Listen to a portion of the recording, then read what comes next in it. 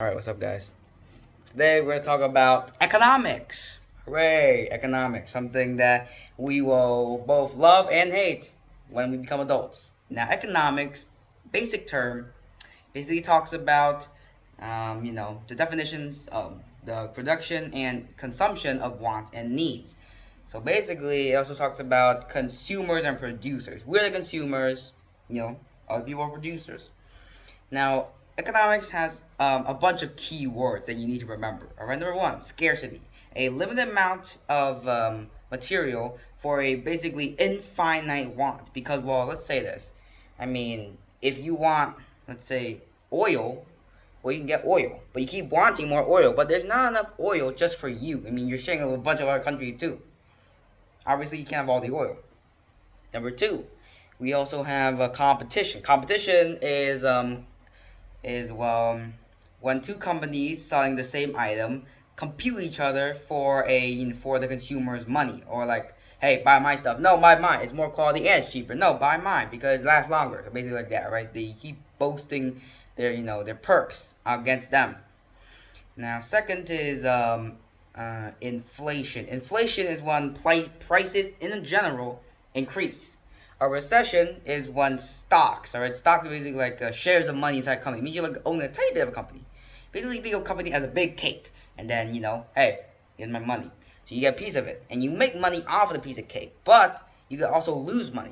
So a recession is basically when stocks, go down for a time range of 6 to more months. So it doesn't have to be like just like one day. Oh my God, it's a recession. No, it has to be more than 6 months.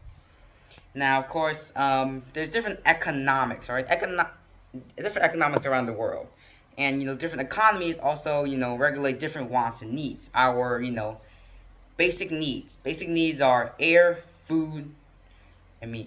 Food, water, shelter, and air. All right, four things that you need. That's all you need. All right. Moving on. Of course, let's say for example, in America, which is we don't follow that. We're Vietnamese.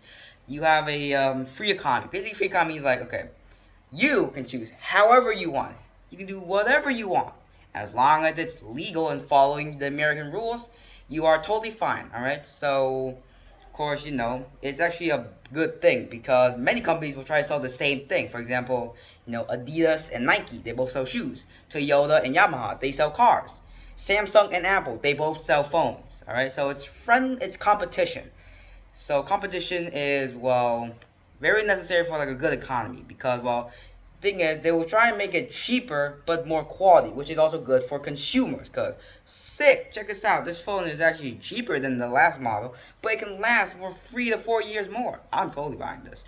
So basically, it also convinces consumers to buy more, which in hence, gives money to them, and they can use it to make it even better. Basically, that's if they intend to use the money, because of course, corruption is a thing, and corruption is everywhere. All right, you can say that I'm not gonna become corrupt. Give you too much power, and you'll become corrupt anyways. Like there are very few people who don't get corrupted by power. Yes, that's true.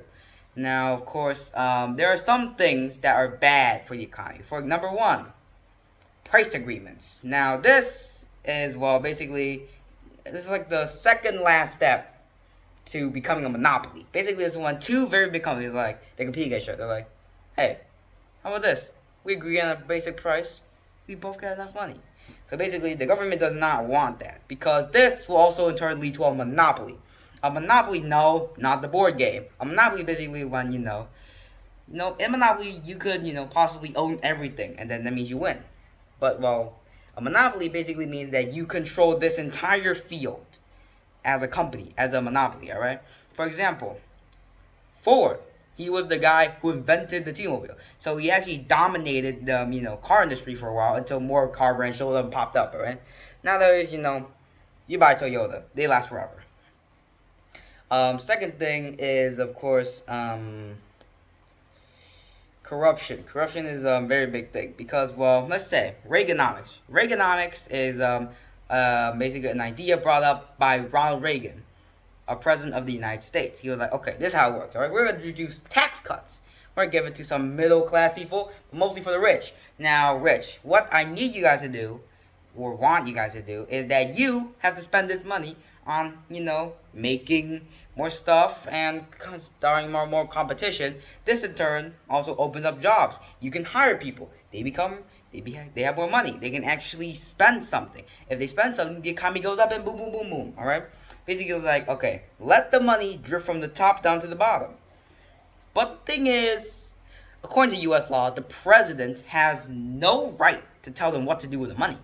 So obviously, with this extra money, what do they do? Absolutely nothing. That's the thing. That's the corruption. Because, well, they don't want them to get better. They don't want more competition, all right? They just want to have money.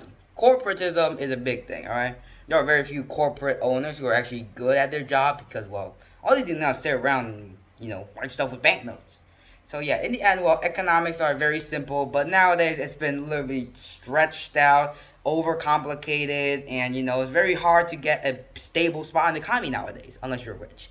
So yeah, thanks for listening to what I say. Goodbye, and see you next time.